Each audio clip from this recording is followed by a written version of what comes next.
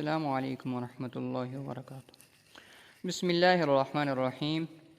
انوکھی طلاق۔ دفتر میں کام کرتے ہوئے ایک صاحب کا موبائل چوری ہو گیا۔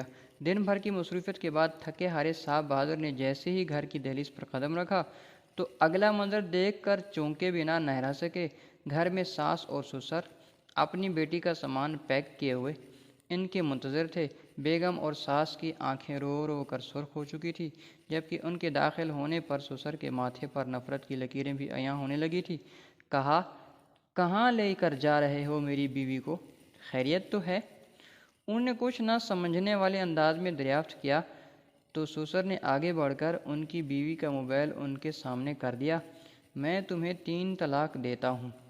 بیوی کو ان کے نمبر سے میسج آیا تھا۔ میسج دیکھ کر صاحب نے ایک ٹھنڈی آہ بھری اور بتایا کہ ان کا موبائل تو صبح سے چوری ہو گیا تھا۔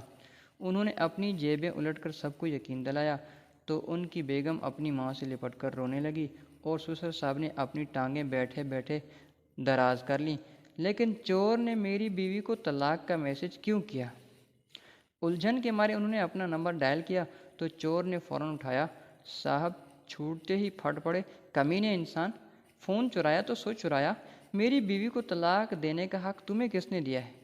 چور نے اطمینان سے ان کی بات سنی اور کہنے لگا، دیکھیے صاحب، صبح جب سے آپ کا فون چرایا ہے مجھے آپ کی بیوی کے 36 میسج وصول ہو چکے ہیں۔